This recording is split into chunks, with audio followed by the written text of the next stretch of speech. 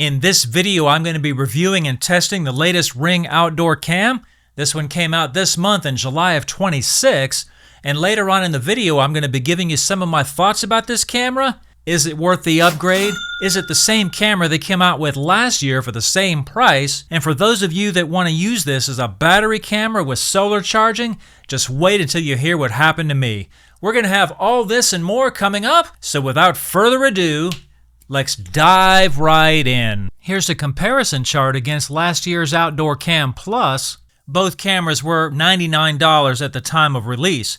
As you can see, the specs haven't changed much, and in some ways the specs on the older model actually look a little bit better to me.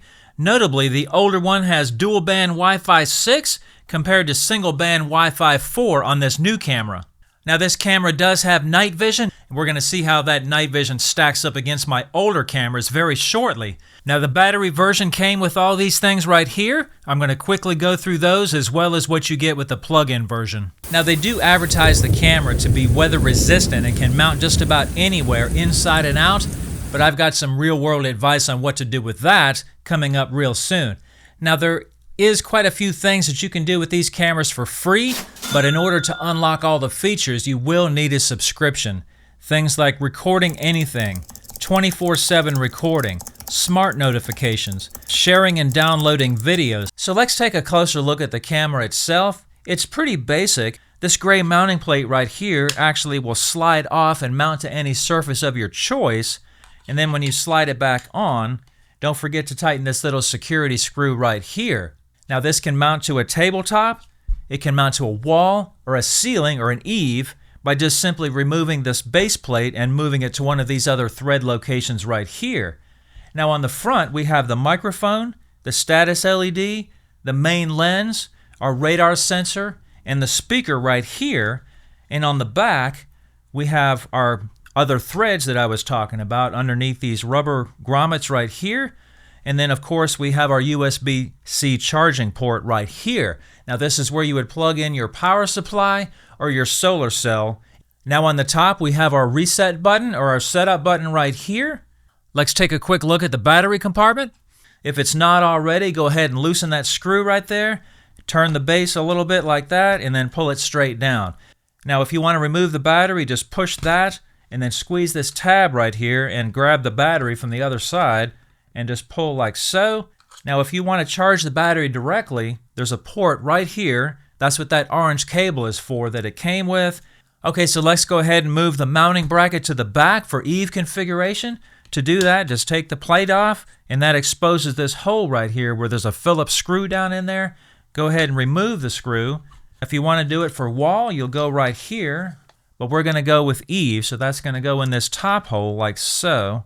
Probably it's going to be something like that right there. Now the only other things that it comes with is this Ring window warning sticker and some mounting screws, which I'm probably not going to use anyway. It also comes with this booklet with the QR code and some other information, no actual instructions. Now if you order the plug-in model, you'll get the power supply instead of the battery and charging cable. These typically have a nice long cable on them that's about 19 feet long. Okay, so I just wanted to make a quick important note on mounting this thing. They advertise that you can mount it just about anywhere. When you read the specs for the unit and the power supply, they range from a -4 degrees Fahrenheit to a +122 degrees Fahrenheit. If you mount this thing out in direct sun, on a gutter mount, on a fence post, whatever, it can easily exceed 120 degrees Fahrenheit being in that sun. The lithium battery inside is not going to be happy with that either. In my opinion, it's better to mount this under an eave. Of course, you can put the solar panel up in the direct sun and then run the wire down. Alright, so let's go ahead and get this puppy set up. Now, if you're a brand new customer, go ahead and go to the App Store and download your Ring app, create an account, enter your credentials, all that good stuff. Now, once you load up the app, you should see a page that looks similar to this for your home page. Now, if you don't have any cameras, this area right here will be blank. But I have 4 cameras right here. So what we want to do is hit set up a device. It wants to scan the code on the back of the camera, which is right here. So let's go ahead and do that. It recognized it. We're going to set this up outdoors. Now if you have the plug-in, you're going to select electric socket, but we have the battery. Let's name the camera. You can choose a custom name if you want, but we're just going to go with front. Now at this point, your camera should be blinking with a blue light right here. Now connected, okay. So yeah, you should have that blue light right there, right here. Now after it connects to Wi-Fi, it might ask for an update. If it does, just go ahead and let it do the update. Setup successful. Setup successful, that's what you want to hear. Here's our new camera right here. So now we have 5 cameras. So all you have to do is click on any one thumbnail to get the information about that camera. So let's go ahead and go with front, that's our new one. And then you want to click this again to go live. Here's our live view right here. Now a really cool feature they give you for free on this one, no subscription, is you can have two-way talking. Hello, audio check, 1, 2. So that's full duplex two-way, so if somebody's standing on your porch, you can talk to them. If somebody's talking about you, you can listen to them. Pretty good stuff right there. So go ahead and X this out. And what this does is it'll reveal your timeline of recorded events. All these orange events are live view events, and blue is a motion event like a person, a vehicle, or whatever, stuff like that. Now if you want to download that, just put the cursor on that particular video and then click the 3 dots right here, and that will reveal more actions, and you can download right here. Now since mine's a battery camera, it's not capable of recording 24/7 if you have that subscription tier, but I do have another one here that does have 24/7 enabled. So when you go to the timeline for that camera, you can actually pinch zoom the timeline. If you want to scroll much faster, you can zoom it in.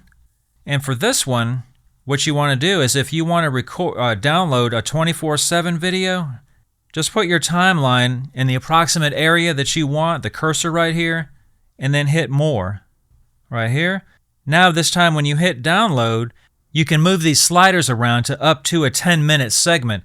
So I'm going to quickly show you some of the menu items that you'll be interested in. From the home screen, go ahead and click on the camera that you want to know about, and then click the gear icon in the corner. Now right here we have a siren. Very useful if you get an alert about someone on your property, you want to scare them away.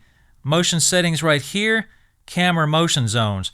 You can set this to mask part of the field of view from the camera, and it will ignore everything outside of that zone. Very useful if you live on a busy road. Motion sensitivity, we're going to be testing this one very shortly. And smart alerts. This one is a paid feature, but it's a very good feature. It distinguishes between person, vehicle, and other. You can set it to alert you and record, or both. Smart responses right here is another good one. You can set this one to give a voice alert when someone walks on your property. Hi, you are now being recorded. Hi, you are currently being recorded. What? You scared the shit out of me. Okay, so your power settings are right here for your battery cameras. It shows the battery level, snapshot capture, and motion frequency. I do have these two turned up right here. I'm using a solar cell and I haven't had any problems. Your device settings one right here is another important one. Power management, you can switch between battery and plug-in right there. Video settings, you can select between motion and 24/7 recording. 24/7 is not supported for battery cameras. Infrared lights for night vision, live view, tap camera preview for live view. I actually don't like that one. We're turning that one back off.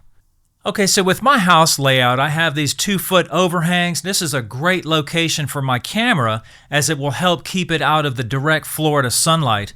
Your setup might be completely different, but I do recommend you try to find a shaded spot or a location where it's not in your direct afternoon sun as much as possible. Now I have several cameras around my house, and what I did for each one was I took out a soffit panel and I put in some 2x wood, 2x4, 2x6, whatever. That way I have something secure to screw to. We have a lot of wind here in Florida, so I didn't want my mount to be flimsy. Before you decide on a permanent spot for your camera, you might want to hand carry it to the exact location you want to use and check your Wi-Fi signal strength. You can actually check the RSSI value within the app itself by going to Settings and then Device Health. Anything lower than -70 and you're probably going to start having problems with connectivity issues. So it's a very straightforward install. I'm just going to screw this gray plate down to my soffit, stopping the screws just before they start to pull on the vinyl, and then I'll just mount and aim my camera. Now make sure to tighten this little security screw before you call it done. Alright, so here's a comparison test between the new camera, the Outdoor Cam, and the old Outdoor Cam Plus. I'm standing at about 15 feet away. You can kind of get an idea what the footage looks like. I'm switching back and forth. Hopefully the new camera is a little bit better, but we'll see. All right. Okay, so we're going to do a distance test right now. I'm going to back out to about 90 feet. Right now I'm standing at about 15 feet, and when I get down there, I'm going to zoom the footage so you can see what it looks like. So let's go ahead and back up. 45 feet. 60 feet. Can you hear me? It's 60 feet. 1, 2, 3, 4, 5. And here we are at 80 feet. Testing. 1, 2, 3, 4, 5. Am I even getting through? I don't know. So I'm going to go ahead and kind of zigzag back and forth. Okay, so I'm going to walk across the front of the camera, and we're going to see where it picks me up at from the side. I'm coming in at about 15 feet distance away from the camera. Right now I'm at about a 45-degree angle. We'll see when I get the notification that it picked me up. 1, 2, 3, 4, 5. Keep in mind, these are battery cameras. There we go. Got a notification right there. And I've got the motion sensitivity almost all the way up and the motion frequency as high as it'll go on battery power. So we're about 30 feet away right now. Let's see if it picks me up sometime today. 15 feet. Okay, looks like I got a blue light. There we go. All right, we'll see exactly where that hit me at. Okay, so here we are in just about total darkness right here. It actually doesn't look too bad right here. And this is about an hour later. It's actually a lot darker than it looks out here, and the color night vision is already alive, so it looks pretty good. And for comparison, this is my other Ring camera with the color night vision turned on. It actually looks a lot worse if you ask me. So I wanted to talk about this solar panel drama. I read a couple reviews online and they said that their camera wouldn't charge or it wouldn't recognize the solar panel. I thought they were crazy until I did some more research. I have a solar panel that I've used on my other Ring camera for a year, no problem. I hook it up to this one, it doesn't work. There's no charge indicator, it doesn't recognize the solar panel, it doesn't work. I was like, what in the world is going on? So what I did was I hooked up the new camera up to an official Ring power supply from one of my other cameras, and it worked. It wanted to go to wire mode. It recognized everything just fine. So, well, I ordered a Ring solar panel to see if that would solve the problem, and it did. It worked. It recognized it. It's charging. It says it's connected. So what did they do? Did they change something? So now you have to use an official Ring accessory where before you could use a $20 solar panel and now you got to use a $60 one. I don't know what they did. All I can tell you is that was my experience. So is this camera really worth the upgrade? Is it the same camera we had before? Well, I thought the footage was lighted better from the old camera under the same conditions. I thought the newer camera was kind of dark. Both cameras are grainy. That's just a whole nother story at all. It doesn't look clear to me. I thought the audio quality was actually better on the newer camera, noticeably better. I thought the night footage was pretty good, actually better than the older ones. But with all that being said, now with the solar panel drama that I experienced, would I recommend this camera? I wouldn't. Not for me. I don't think that I would recommend it at all. So I just wanted to give you that honest opinion and honest review. Okay, so hope this video has been helpful. Thanks for watching.